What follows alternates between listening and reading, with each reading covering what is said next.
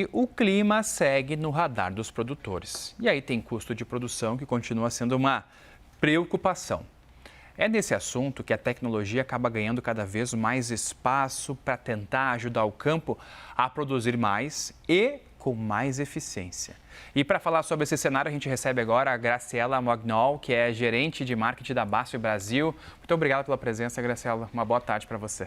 Boa tarde, Estevão. Obrigada pela oportunidade. Obrigada a todos aí por estar aqui hoje conversando com vocês. Seja bem-vinda aqui, ficamos muito felizes com a sua presença e começamos falando de algo que acho que é muito importante. A gente vem em uma semana após o tarifaço dos Estados Unidos e eu sei que vocês têm um contato muito grande com os produtores, tentam levar a tecnologia também para otimizar os processos, as formas em que o trabalho acontece, mas nesse momento já é possível ver que talvez com a tecnologia, com essa otimização, o tarifaço vai acabar impactando e fazendo com que novas reinvenções tenham que surgir?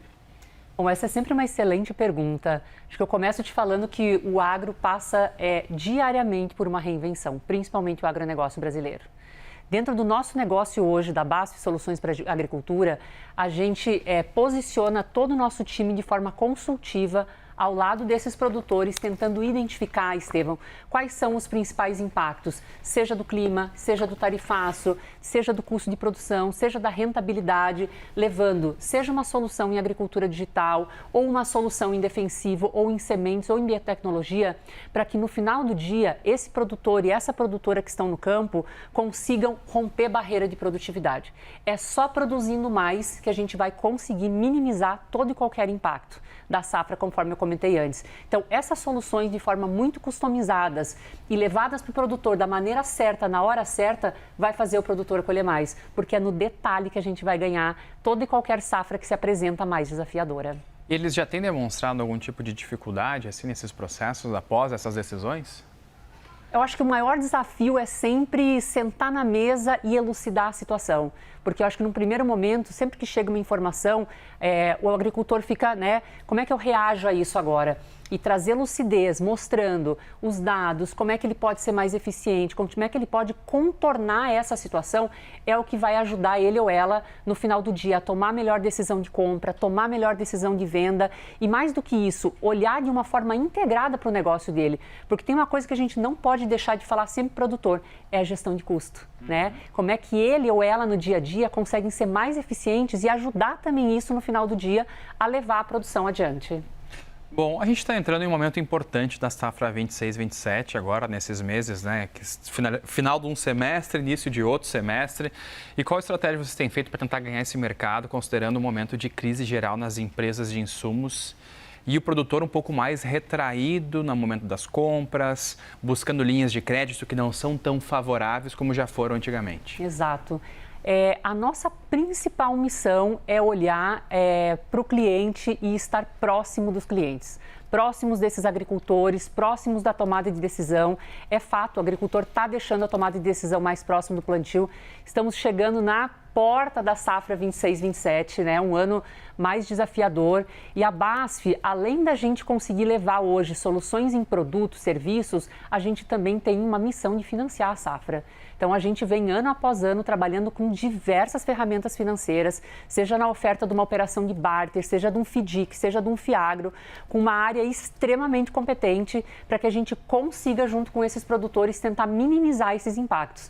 A agricultura é uma indústria a céu aberto, a gente já sabe disso, A gente tem todos esses desafios, mas a gente tem muita clareza de ter hoje a solução certa para o momento certo, numa agricultura que é extremamente resiliente num país que é tropical. Então, tenho certeza que a gente está muito preparado hoje, não só para oferecer produto e serviço, mas também como financiar essa safra junto com o produtor, junto com os nossos parceiros, revendas cooperativas, para poder ter o melhor resultado final. Graciela, olhando um pouco mais agora para o pensamento de mercado em macro envolvendo a BASF, no início deste mês houve uma forma de separação da divisão do agro da BASF aqui no Brasil. Pergunto para você, isso pode ser, por exemplo, o próximo passo, pensando numa abertura de capital globalmente da empresa? Bom, acho que esse é um movimento muito natural do agro se tornar independente dentro da BASF. O nosso principal objetivo é buscar ser mais ágeis, mais rápidos e muito mais focados em todos os nossos investimentos para levar cada vez mais inovação. Então, nós estamos fazendo esse movimento não só no Brasil, mas no mundo todo. E, obviamente, vocês viram, nós fizemos esse anúncio de forma global, né, da abertura do capital. A gente vai para a Bolsa de Frankfurt no próximo ano. Então, a gente tem aí uma expectativa extremamente positiva de que a gente consiga cada vez mais se tornar mais ágeis, mais rápidos, mas mais do que isso, né, a BASF continuará sendo majoritária nesse negócio e captar cada vez mais investimentos para trazer novas moléculas, novas sementes, novos traits, né, novas ferramentas digitais que possam ajudar de forma precisa e customizada esses agricultores. O Brasil é um país chave para a gente e a gente hoje tem muita convicção de que esse movimento vai nos ajudar muito nisso. E vocês já estão pensando em quanto querem arrecadar em um possível IPO? Como é que está sendo isso?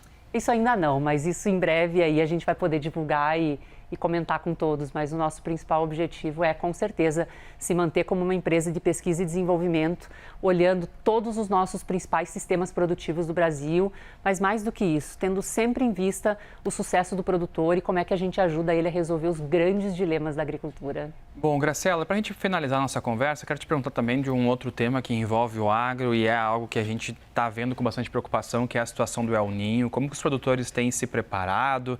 É algo latente? Existe alguma forma de tentar abrandar os efeitos do fenômeno nas safras? Sem dúvida. Acho que a gente já tem uma agricultura extremamente resiliente, Estevão, e um produtor que está acostumado a passar por esses fenômenos, né? Seja o El Niño, seja a Laninha, sejam anos mais neutros. E aqui a gente sempre fala que em anos desafiadores o agricultor precisa planejar com antecedência. Então, desde você escolher uma melhor variedade de soja, um melhor híbrido de milho, não plantar o mesmo ciclo, escalonar a época de plantio, identificar, por exemplo, o cerrado um pouco mais seco, o sul um pouco mais úmido. Então, aonde você tem mais ocorrência de praga, mais ocorrência de doenças e começar a traçar essas estratégias, né? E sempre recomendo que os produtores chamem as empresas, nos chamem como BASF Soluções para a Agricultura, porque a gente tem hoje condições de sentar na mesa e conseguir trazer estratégias que vão abrandar. A gente não controla o clima, né? Eu falo que o clima é uma coisa muito interessante, como eu comentei antes, é uma indústria a céu aberto, mas com certeza, definindo a melhor variedade, ciclo de plantio, época, escalonamento e o melhor manejo para essa situação, a gente consegue abrandar muito dos efeitos. Mas 2026 já deve ter algum tipo de impacto? Você já tem visualizado isso nas conversas com os produtores ou ainda não? É que a safra começa a ser plantada a partir de setembro, né? Então, obviamente, se o clima realmente vier um pouco mais pesado, ele possivelmente ter que fazer um plantio um pouco mais tardio, usando variedades um pouco mais tardias ou precoces, dependendo da região. Esse é o principal impacto, mas isso é uma estratégia que ele ou ela conseguem traçar com antecedência para minimizar isso. E o melhoramento das sementes é algo que auxilia também, por exemplo, na hora da escolha dos produtores? Auxilia demais. Hoje a gente tem um investimento muito grande em sementes, em genética, né, onde a gente consegue hoje disponibilizar para o mercado sementes muito mais resistentes ao calor ou vice-versa, muito mais resistentes, né, à chuva, à umidade. Então, essa escolha, gente, da semente, que é por onde tudo começa, ela é decisiva. Então, se eu pudesse dar um outro conselho também é sentar com muita tranquilidade, né, procurar bons especialistas e escolher a melhor genética. Eu falo que o sucesso da agricultura, ele não é mais no hectare, ele é no metro quadrado. Então, escolher bem, fazer o melhor manejo é onde está as melhores decisões. Graciela Magnol, muito obrigada pela participação aqui com a gente. Um ótimo resto de semana para você. Estevão, muito obrigada e aproveito também para desejar aí a todos os produtores parabéns pelo Dia do Agricultor e é uma alegria estar aqui com você. Obrigada. Prazer é todo nosso. Parabéns para eles também, é verdade.